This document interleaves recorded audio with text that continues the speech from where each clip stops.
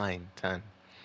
Alright, how's it going, everybody? My name is Infamous Isaac, and I'm here with a review for Breaking Bad Season 2. Oh, well, the second season of Breaking Bad. And right now, when I'm recording this, it's 5:08 a.m. Yeah, no, it's a.m., so it's in the morning. I guess it's self-explanatory. But I stayed up from I when did I get home? I think I got home like at 10:30 from hanging out with some people, and I started watching it like around 11, I think. And I watched from episode 7 all the way to the 13th episode.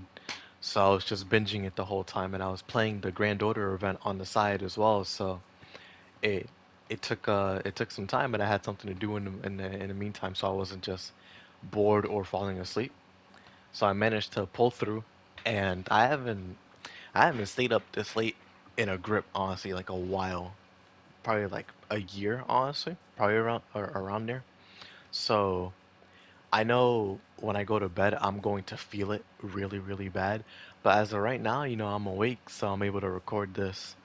But considering how many episodes there are in this season, I'm not gonna cover everything, because like in my human capabilities, I'm just not able to do that, especially with the time allotted for the Share Factory videos, their length. So I'm just gonna try to condense it as best as possible. I'll also give you my opinion still, you know, what I usually try to do. But the episodes, season 1 had 7, while season 2 had 13, so almost double the length. So we're gonna have a lot to cover. But without further ado, let's just get right into it.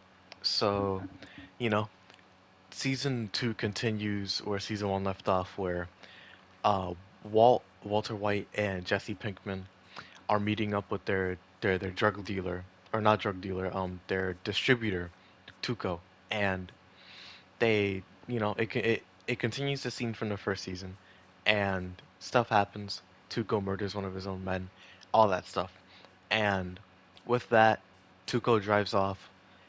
Jesse and him and Walt go to drive off as well, but Tuco comes back, and he almost crashes into Jesse's car, and what's it called? Tuco brings out the guy that he almost killed, but well, I did say he killed. He did kill him, but he was having a seizure because of how brutally he got assaulted, and there was nothing he could do. He was seizing, and he died. So Tuco leaves. Jesse and Walt leave, now realizing Tuco's crazy. He's legit insane. We knew he was insane before, but now it just reaffirms it. Like, we cannot stay with him for long. We have to just give him the meth and move on. Get what we need and leave. So, the first episode's basically them trying to deal with that fact, like, yo, what do we do about Tuco?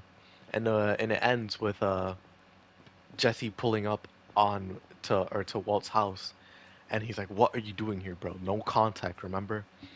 And Jesse's just there like, "Bro, please just get in the car." Because then you see Tuco in the back seat with a Glock aimed directly at his forehead, like, "Get in the car, Walt. Get in the car."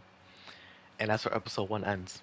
Episode 2, you see Jesse and Walt in the car, or not in the car. You see Jesse and Walt in Tuco's one of Tuco's hideouts, because right now he's actually on the run. Tuco had two bodyguards, right? He had one who was skinny, one who was bigger. So, the one that was skinny was brutally assaulted, while the other one had to dispose of the body.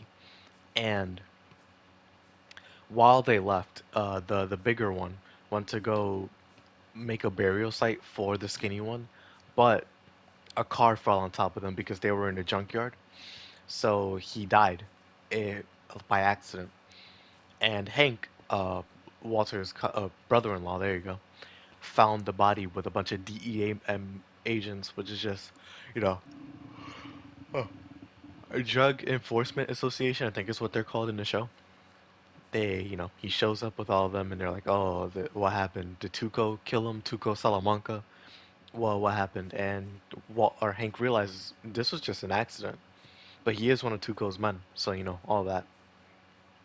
And you have Tuco, Walt, and Jesse at his hideout, and then you have Tuco's uncle, or yeah, uncle, in there as well, and he's mentally impaired slash physically impaired as well.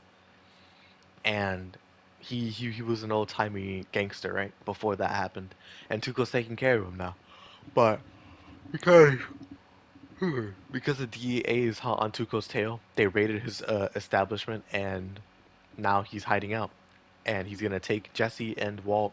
They're gonna make more meth, but now they're gonna make it in Mexico. So he kidnapped them basically. And now Walt is missing. Everybody's putting out posters for him. Skylar worried sick, still pregnant. Walt Jr., worried sick about his dad. Hank, Marie worried sick, all of them. Things are going down. And the second episode is basically Walt and Jesse trapped in there while everybody else is trying to look for them. And the end of the episode has Walt and Jesse about to be executed because they lied to Tuco. And they go out and they start brawling, bro. They legit just start brawling. Jesse somehow gets Tuco's gun, shoots him in the abdomen, and then next thing you know, Hank pulls up because he had a trail on Tuco's like lead, or well, he had a lead on Tuco's trail. There you go. I said it reverse, but he pulls up. He sees Tuco walking away because Hank, or no, not Hank, uh, Walt and Jesse hid away once they saw Hank pull up. I hear. But basically, once Tuco sees Hank, it's an all-out shootout. Tuco and Hank start shooting at each other. Tuco gets inside of Jesse's uh, Monte Carlo. There you go. And they shoot at each other, but Tuco dies because he was already on death's door. So Hank lives, has survived the shootout, and Jesse, Walt run away. Hank wasn't able to catch him. So episode 3 has Walt and Jesse going their separate ways for right now, trying to lay low while the heat, still there, still prominent. And actually, yeah, I have it right here, so I just gotta make sure. Jesse got caught because he was hanging out in one of the old apartments that he used to, have sex with prostitutes in, while Walt was caught in a convenience store, naked, butt naked, like in a fugue state where he was just confused and dazed. So he's in the hospital for right now, and Jesse's in detainment. Jesse gets bailed off by oh, was it him? Actually, no, I don't think it was. Uh, yeah, no. It's all good. It's all good.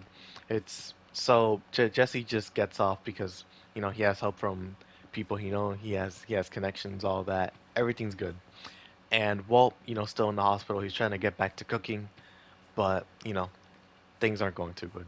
Episode 4, Walt gets out. He tells he's the person that's supervising him um at the hospital, like, yo, it wasn't a fugue state. My memories are fine. Like, I'm perfectly fine. Just so you could get home. So they release him. They release him after like a week, a couple days, and Skylar believed the fugue state, but then she starts realizing, nah, he was lying, and all these lies are building up, and it's about to boil over. So things are starting to come out. Things are getting crazy, and Walt basically is just at home trying to mend his relationship with his family, and it's not working.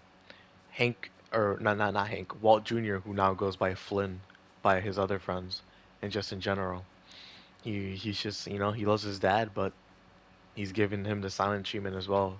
Well, not as much as Skylar is. Skylar is being petty, and I mean like petty, petty. Like whenever Walt asks, like, "Oh, where are you going?" She's just like, "Out." Okay, where to? Somewhere. Okay. What time are you coming back? Late. Oh, okay.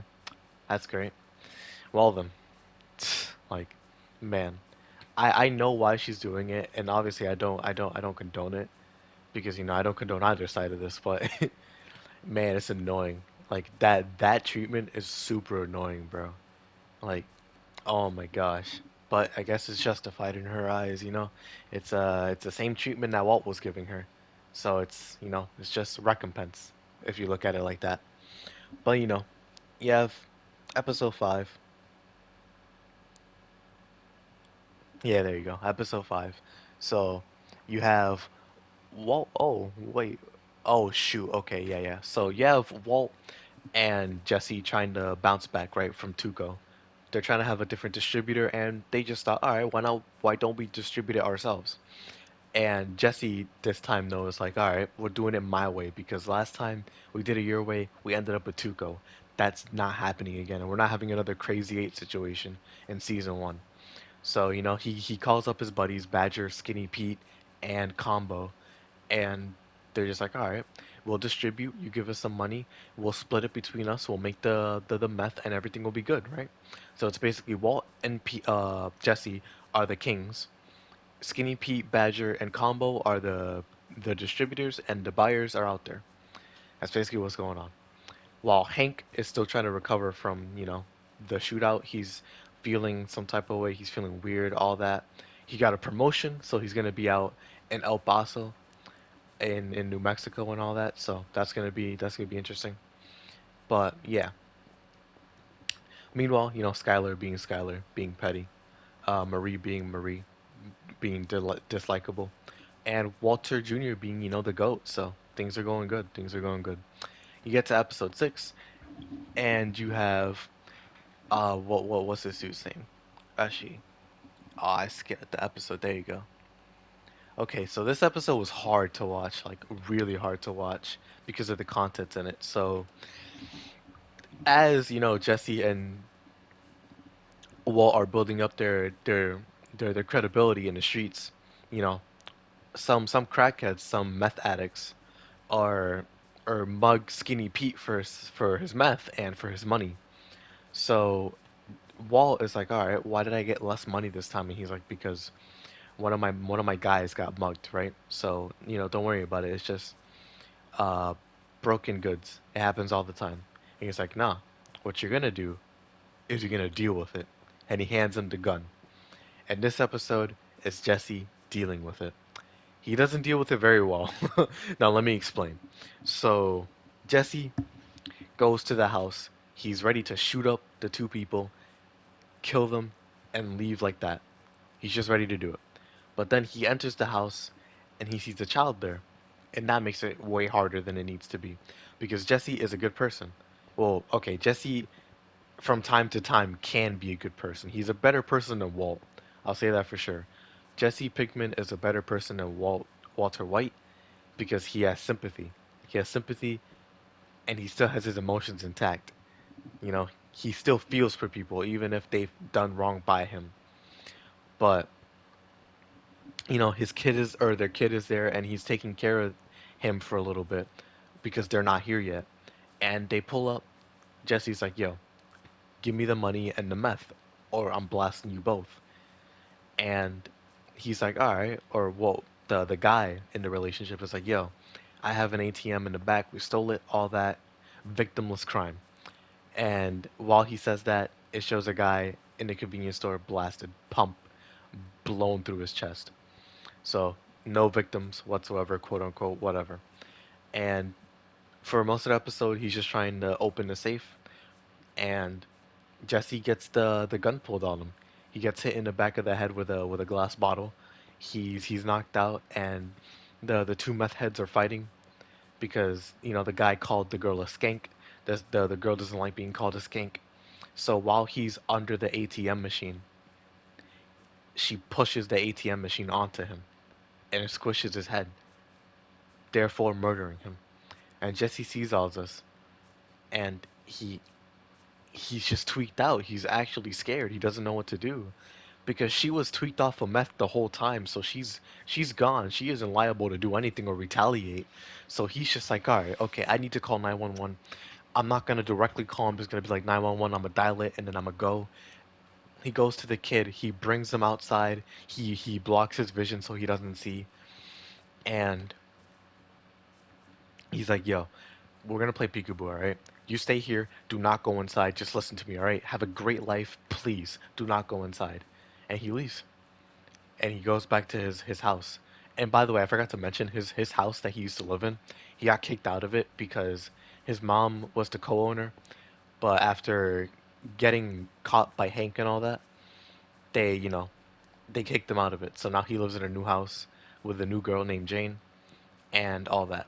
So he goes back to that house. Him and Jane start building a relationship because he invites her over, TV, all that, and they start getting close. They start getting close. Meanwhile, Walt is just like, "Yo, Jesse, don't do it, dog. Don't kill them." And it was too late because Jesse got that message once after he already killed them. So, Jesse is traumatized. He is just traumatized. Walt, on the other hand, he's going through the chemo still, and we get an announcement that he's doing good. There was a remission, and it decreased by 80%. So things are looking good. Things are looking really good, and he can have surgery. So he opts into it to have the tumor removed or something like that. So he opts into it, and now he's just getting prepared for the birth of his child and the surgery. So things are looking good. Things are looking good. But we move on to episode 7. Let me see, what's this one?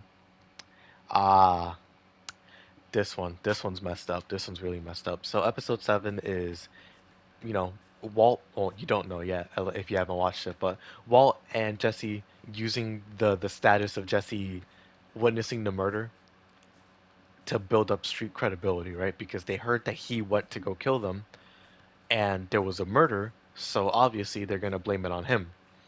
And Walt says, use it to your advantage. Become the blowfish. Blow yourself up, even though you may not have the capabilities to do that. You know, use it as a defense mechanism, as a confidence booster, so nobody messes with you. All right. And they do. For a while, they get some good bread, they get some good money, and things are going well. But on the other hand, you have Hank, who's in El Paso now, and he's going through a bunch of these new places with these new coworkers, and he's just learning. And one of them is a snitch. He's an informant. He's in one of the gangs, and he's like, "Yo, I take time, but it'll work out. Trust me." His name is Tortuga, which is basically turtle or tortoise, excuse me, in Spanish. And throughout the episode, they're waiting for the informant in the desert, and they see some movement in the desert, and it's a tortoise moving Tortuga's head on his shell. And they go over to investigate, and Hank's like, "Yo, we need to get a bag of for evidence." But he's clearly shaken up, like this messed him up really bad. And then the head explodes, killing the turtle and one person from the DEA as well, injuring 3 others. And this shakes up Hank severely, bro. If he if he didn't move, he would have died completely. But he did. So luckily, we still have Hank here today. And with that, he's shaken up. He's messed up completely. So Hank, he's struggling with that. And with all that said and done, he goes back to the DEA in Albuquerque, and we go on to episode 8, where Hank arrests Badger, which was one of Jesse's distributors, and this is where we get introduced to Saul Goodman. Hey, do you have rights? Because the Constitution says that you do. So he's a lawyer. Well, he's a criminal defense lawyer, but a more apt description is Saul Goodman is a lawyer who is a criminal. So he can get criminals off pause, like off of any charge for the most part, in what within reason basically. So he's good for people like Walt and Jesse and Badger, who just got caught. So And by the way, that the intro to episode 8 is hilarious because he's like he knows that the person who's trying to buy some meth off of him is is an officer, but he still sells it to him anyway. Like Oh man, Badger and Skinny Pete are some real goofballs, bro. It's crazy. But, you know, Badger is in custody. Saul Goodman pulls up to him and he's like, yo, I'll get you off, bro. Don't worry. And Walt pulls up and he's like, yo, $10,000 bribe right now that Badger doesn't spill the beans. And through this interaction, Saul Goodman is basically hired by Walt to be like, yo, I need your help to be my lawyer, basically. We're all good, right? He's like, yeah, of course. So Saul Goodman is introduced to the crew. He's not a part of it, but he's more like a silent like shadow member, kind of. So he helps out trying to get Walt with some connections and all that. Meanwhile, Jesse and his girl are going down, they're working out, their things are going. He meets her dad, and we learn that she's actually a recovering heroin addict. That's why, she's not allowing any like smoking or drug abuse in the house. And she learns, or she doesn't learn, she knew that Jesse was a drug or is a drug dealer because it's obvious, how like untraceable money uses a fake name, pays up front, like it's obvious that he's a drug dealer. So with all that going on, move on to episode 8, Better Call Saul is over, or move on to episode 9. Which one was this one? Ah, this one. Okay, this one was my favorite episode of the season. This episode was great. So we have 4 days out. This episode, Walt is like, "Yo, Skylar, I'm gonna go see my mom for a couple days. I'll check you out." And then he goes over to Jesse and he's like, "Jesse, we have to cook." And Jesse's like, "But Mr. White, I have to go to Santa Fe for the museum with my girlfriend." And he's like, "Your girlfriend is a junkie. Now get out of there. And we're going to go cook. All right? We're going to feed the streets, bro. Feed the streets." And so they go out in the RV. They start cooking and they cook for well, not 4 days straight. They cook for a while, not for 4 days, but they cook. And Jesse accidentally left the car or the key in the car, so the battery's dead, and they're stuck out in El Paso desert. So basically, no way to get home. And for once, they were actually happy. Like when they finished cooking that meth, they were actually happy, and that made me feel so good when Jesse and Walt are happy together. It just makes me smile, bro. Like it's awesome. But then immediately they start berating each other and chastising each other, getting mad. Jesse yelling because Walt is mad at his incompetence, while Jesse's mad at Walt because he's just so harsh. Like, obviously he was his teacher, but he's really mean when he wants to be, bro.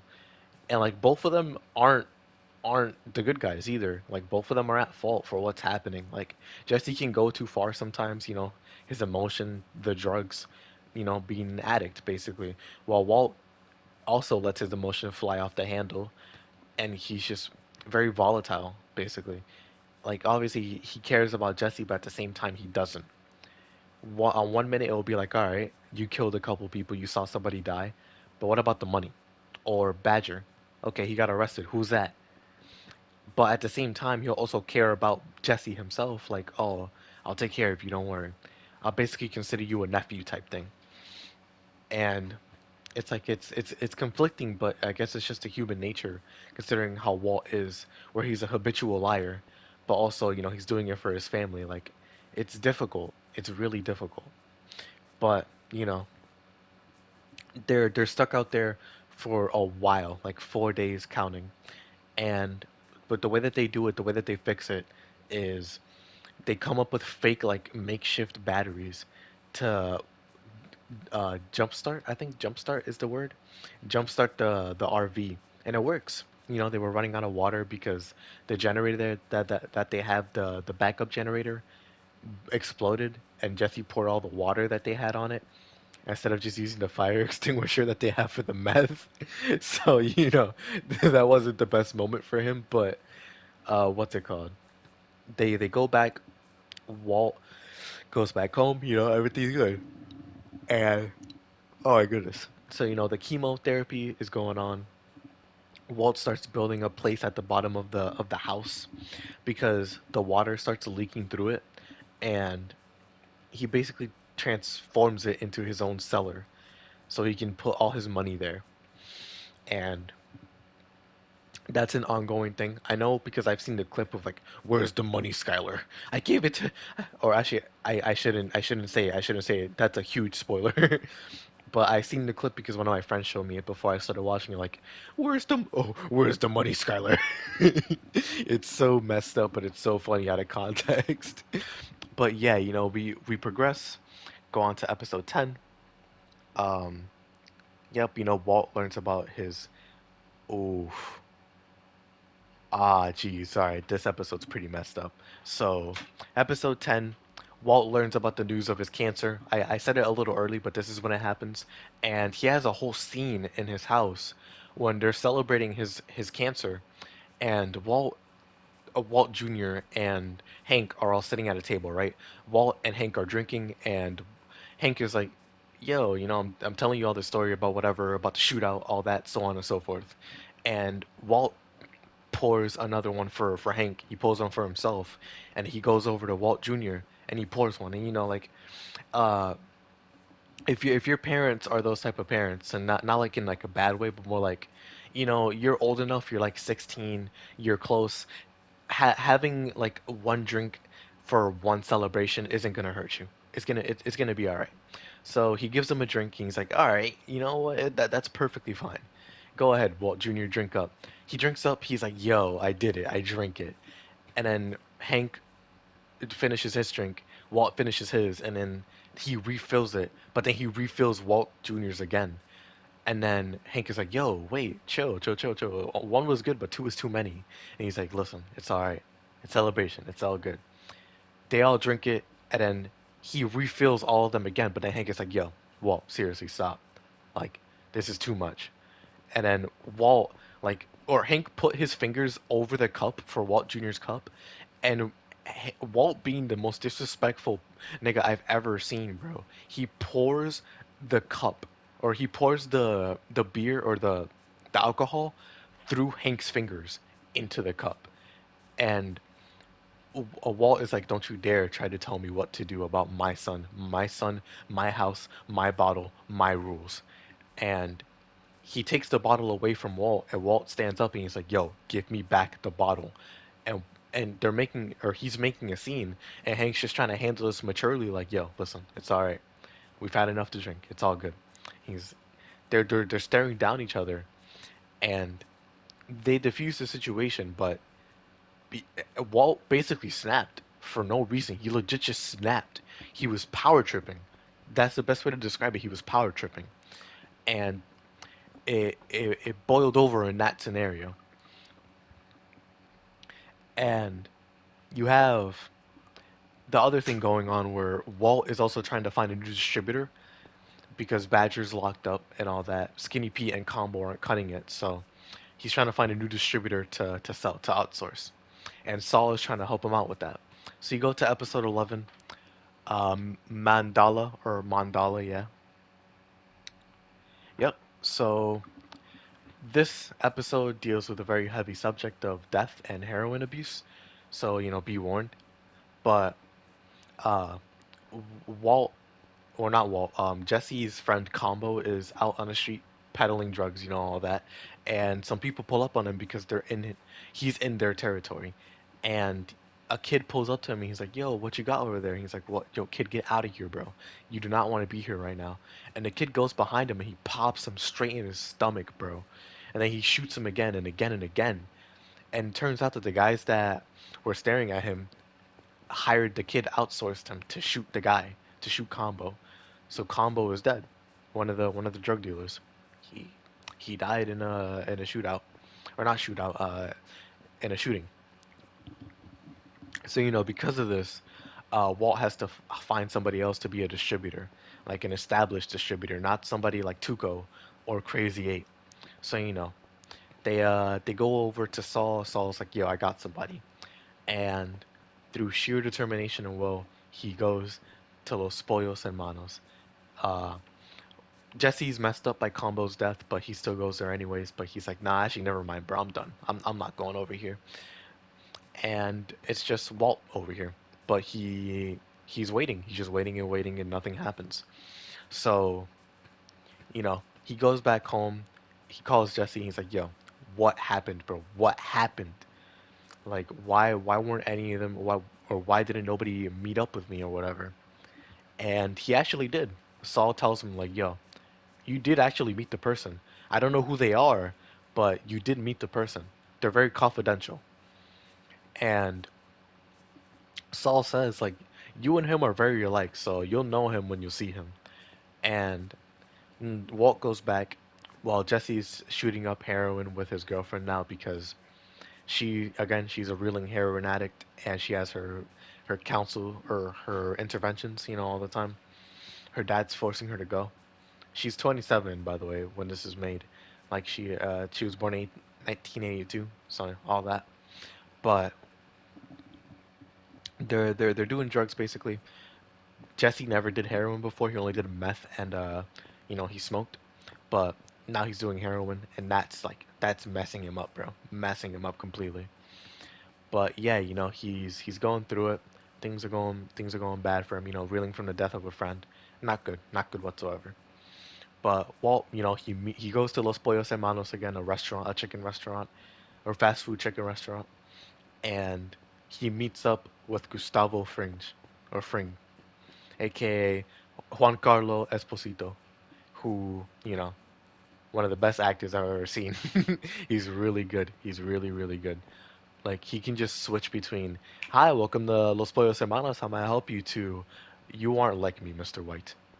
You're careless. You're sloppy. You lack you lack good judgment." Like, bro, you're crazy. The way that his face drops whenever he goes into drug dealer mode is amazing. Holy.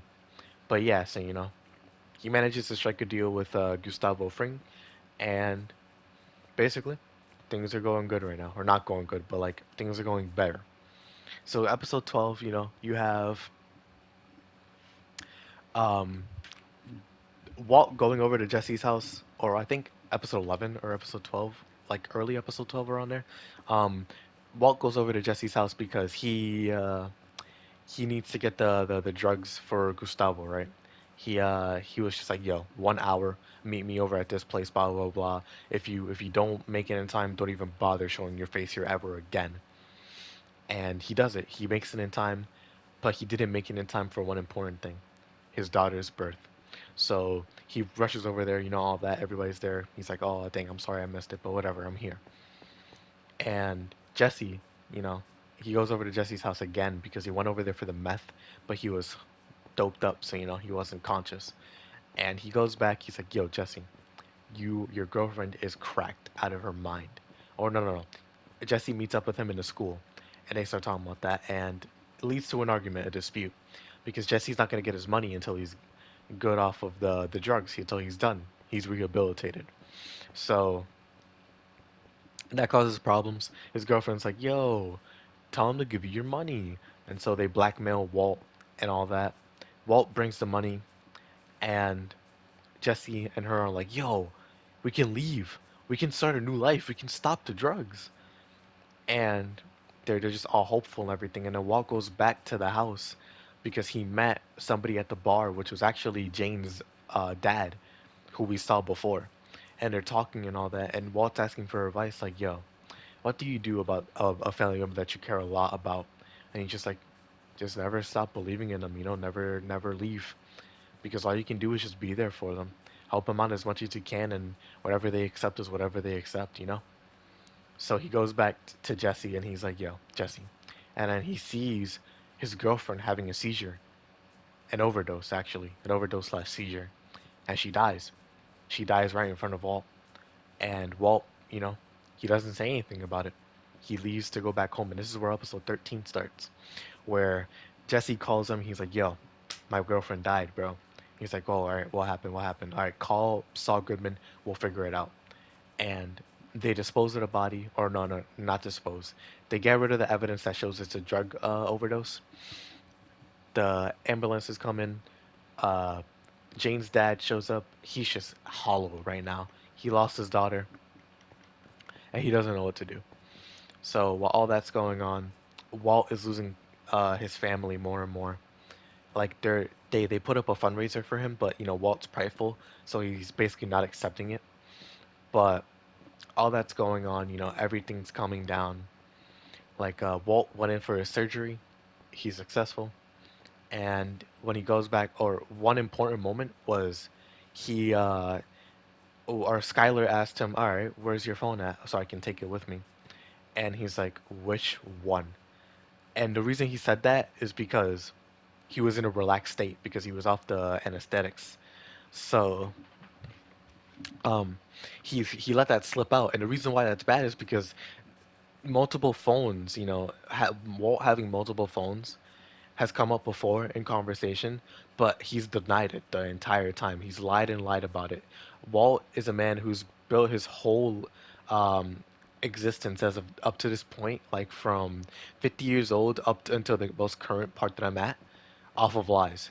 So he fell through one of his web of lies, and it bit him in the butt, bro. It bit him in the butt.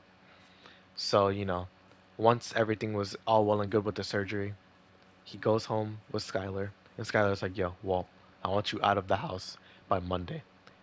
We are not living together anymore. You lied to me straight to my face." And she's just talking about all the receipts about um, him being gone for 4 days, about the lie of the fugue state, all that stuff. And she leaves. Jesse's still reeling from the fact that his girlfriend died, and Walt is just back at home realizing that his family's falling apart, and it's all his fault, or most of his fault. Let's not forget that Skylar's cheating on him, and I haven't mentioned that Skylar went back to work because she's pregnant, making money and all that, and she met a person named Ted Beneke. She's 100% cheating, wholeheartedly. And that's one thing about her. She's like morally not bankrupt, I guess, but she sits on a moral high stool. Like she is better than everybody because she has a moral high ground. But then she's also not faithful. She's not loyal. While Walter White is loyal. He's loyal to the bag, but he's also loyal to his family. So, it's kind of a rough thing. Both of them aren't good people, but that only comes out because of the strenuous situations that they're put through.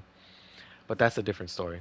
Basically, Walt is over at his pool chilling, and Jane's dad goes to his job, and it turns out he's a like a an airplane attendant in like a tower where they command him where to go, like direct him, and he crashes two planes into each other, and it just so happens to be right over Walt's house, and that's why we keep seeing the intro episodes, like the intros to some episodes, have this grayed out filter on the video showing a doll in Walt's pool and then showing dead bodies everywhere. It's like that's why it happened. It wasn't Walt's dead body. It was the airplane people, like the people flying on it. And that's that. That's where the season ends. Now season 3 is the next one. I think it has 14 episodes. 14, 13 around there. And yeah, like geez, that took 38 minutes, bro. Golly. All right. So my opinion on this season, to me it was worse than the first one, but like the highs were really good, almost even better than the first season, but the lows were like I'm just bored right now. Like Walter's amnesia I thought was really boring. I wasn't interested in that. Um Tuco was cool, like really really cool. I'll talk about that in a second, but like I at some points I just wasn't interested. Like, Jesse being brought into the DEA and him hiding out, I thought that was really boring. Like everything up with or that section I just didn't like. I wasn't too interested in it. But once they started cooking again and they went on a 4 day hiatus, bro, or not hiatus, the 4 day trip, amazing. Like everything past that is great. You know, Tuco and that whole scenario was great because that was peak. Like for me, that season that was peak, but it wasn't the best. Like for me, it was meeting Saul Goodman and uh meeting Gustavo Fring and all them, and then having that scene with Walt and Jesse where he finds them in the homeless shelter, or not homeless shelter, but like the area where all the druggies were at, and he just starts crying in Walt's arms and all that. That scene where with Walt and Jane's dad in the bar, that was a really good scene. Like, this season has some really good scenes, some really good moments. But to me, like overall, since it was longer, there was a lot more that I was just like, this is all right. This is okay. This isn't the greatest, but this is okay. So if I had to give it a rating, I would give it a 7 for sure. At its best, it's a 9. At its worst, it's a 6 or a 5, honestly. Like it could get boring, but when it's at its peak, bro, it is peak. Like, oh my gosh. This show, to me, is showing signs of what I saw at the final 4 episodes of the show. It is, it's getting there, for sure. It is getting there. Like, I'm just waiting for the cinematography to be like the final 4 episodes, like Ozymandias, excuse me. And like just the music for it to hit, the acting for it to hit. Like, it's hitting right now with Gustavo Fring and Walt, uh, well, what's his face? Jesse. Like there's really good actors here, but I know what how important season 5 is and the investment that they put into it. Like their acting is gonna get better no matter what, so it's gonna be great. But story wise, it was good. The story is getting better. Some points I don't like, but that's just me. I'm just bored with it for some parts. Characters are mostly the same. Favorite character is still Hank slash Walt Jr. because honestly, like Hank, he's the extreme of justice, while Walt Jr. is just innocent. So I can sympathize with them some point, but Walt, hard to sympathize with him sometimes, bro. Legit, like so hard to. Jesse, same point, but more like because he's just sometimes he just doesn't think. Ah, excuse me, but you know, some characters I just don't like Marie. I don't like her. I think she's just annoying. And I honestly think I'll always find her annoying. Skylar, I'm starting to feel the same way. Not as much as Marie, but I'm definitely starting to find her more and more annoying. And that's not to say that her emotions should be devalued. It's more like I just don't like her that much anymore. To be honest with you, I never really did, but that's just me. Um, music, the music is always great. Oh shoot, I thought I heard somebody. That's no good. It's daylight outside. I think it's like 6 o'clock right now. But yeah, music is always good. They have that, Texas type music, but also the 2000s, like late 2000s hip hop, and also Spanish. They had Negro y Azul, I think that was what it was called, the song, something like that for one of the intros. That was pretty good. But yeah, overall, like this season, it's hard. I say it is better than the first season, but not like in terms of rating. Like there's more content, so it is better in that sense. Like it does improve, but it isn't an overall improvement. Like it's it's better than season 1, but if I had to rate it in terms of my enjoyment, season 1 is still better for me. Like it would be season 1 and then season 2 for me. Like I was more bored in some of these episodes than I was in season 1. And to me, like that drops it down in the tier list if I had to rank it like that, or the top 5, because it's just hard for like it's hard to sympathize when I'm indifferent or bored with something. If I dislike it, at least I can say why I dislike it. Like today I had a discussion with some friends about like why I don't like axes, right? Like I think axes in general are just like a boring weapon, but I'm not trying to make it come off like I hate them. I don't hate them whatsoever because Escanor has a cool axe. Like some people have cool axes, and I can't deny that some of them look cool.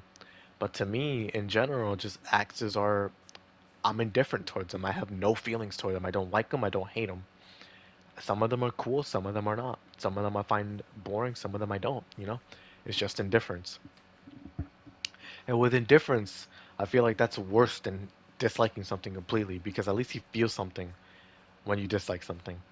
If you feel indifferent about something, you could care less. Or well, excuse me, you you couldn't care less. I think that's the phrase where you legit just don't care whatsoever. Is what I'm trying to say. But, some episodes I'm indifferent towards, other ones I think are great. Like, 4 Days Out, that episode is amazing. You have uh the Gustavo Fring episode where we meet him in Pollos Hermanos. I thought that was great. Better Call Saul, that episode was really good too. Like, things are great here. Things were great. It's just not all of them are great for me. So I just still have to give it a 7 out of 10. But I've been talking for way too long. I hope you all enjoyed. Thank you all for watching as always. I'll be back with some more Breaking Bad hopefully. I'm probably just gonna go through with it and finish the show instead of just waiting and going through other anime or whatever in the meantime. Because I went through Made in Abyss because it was shorter, and I have another show lined up, but it's long though, so it's gonna be harder to go through as neatly as I did with Made in Abyss. But there will be more reviews coming out, so don't worry. But thank you all for watching as always. Hope you all enjoyed. This has been Infamous Isaac. If you enjoyed, please consider liking and subscribing. And if not, that's all up to you. I can't force you to do anything. But I'll check y'all out. I'm going to go to bed. I think it is 6 o'clock right now. It's almost 6 o'clock. It's 5:40 or 54, and I'm tired. I'm really tired. So I'll check y'all out. Y'all have a great day. You'll probably see us like at 11 o'clock. So don't worry. And yeah, I'll check y'all out. Peace.